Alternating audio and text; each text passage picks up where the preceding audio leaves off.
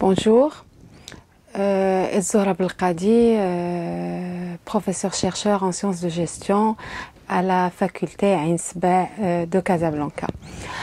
Aujourd'hui, nous allons commencer le cours de marketing approfondi. Le cours de marketing approfondi est un cours normalement qui est dispensé pour les étudiants du 5e semestre. Et il demande comme prérequis un premier cours, bien sûr, de marketing général ou d'initiation au marketing, dans lequel les étudiants, normalement, connaissent les définitions et les concepts du marketing et tout ce qui concerne les études de marché. Donc, notre cours, normalement, il est composé de 5 chapitres. Un premier chapitre sur la segmentation, le ciblage et le positionnement, et puis les 4 chapitres suivants, ce sont des chapitres normalement sur les 4 politiques marketing, à savoir le produit, le prix, la distribution et la communication. Alors, pour commencer, normalement, aujourd'hui, nous allons commencer le premier chapitre, le chapitre sur la segmentation des marchés. Alors, pour commencer, bien sûr, il existe plusieurs définitions du marketing. Nous allons citer la définition de l'Association américaine de marketing, pour laquelle normalement le marketing, c'est une fonction de l'organisation et un ensemble de processus normalement qui permettent de créer, de communiquer et de délivrer la valeur aux clients, ainsi qu'à gérer les relations avec eux afin de servir l'organisation et ses parties prenantes. Alors normalement, quand on donne cette définition, en fait, le mot-clé dans la définition, c'est la création de la valeur. Donc on peut se poser la question, mais qu'est-ce que la création de la valeur?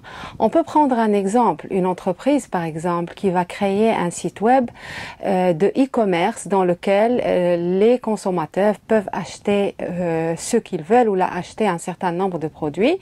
Donc en permettant bien sûr aux consommateurs de pouvoir rester derrière leur ordinateur et d'acheter des produits, on va dire que cette entreprise, elle a créé de la valeur. Elle a créé de la valeur pour des gens, par exemple, pour qui l'économie de temps représente une valeur, pour des gens pour qui la question de confort à rester derrière leur écran et choisir et faire leurs courses, ça constitue une valeur.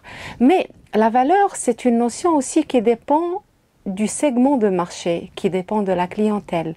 Ce qui est une valeur pour un segment peut ne pas l'être pour un autre segment.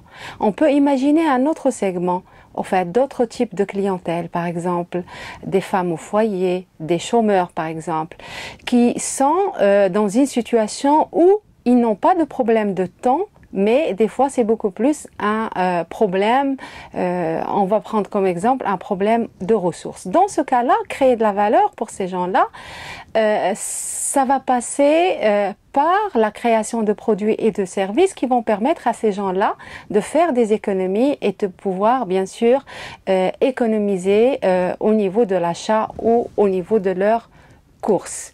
Alors, si on dit normalement que la valeur est un concept qui dépend de chaque segment de marché, c'est-à-dire qu'on suppose que le marché n'est pas homogène. D'ailleurs, le marché ou les marchés ne sont pas homogènes. Les marchés, ils sont hétérogènes parce qu'ils sont composés de consommateurs, de clients qui sont différents de par leur âge, de par leur catégorie socio-professionnelle, de par leur environnement familial, de par leur situation familiale. Et donc, toutes ces différences-là, ils vont faire que leurs besoins, leurs achats, leurs attentes, ils vont être différents.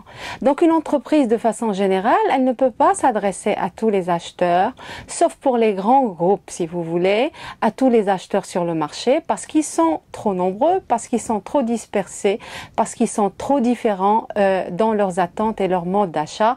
Donc les entreprises sont obligées, avant de commencer par la conception de leur offre, elles sont obligées bien sûr de segmenter le marché, c'est-à-dire l'étudier et répartir l'ensemble des clients sur ce marché-là en sous-marchés ou en sous-ensembles qui sont homogènes.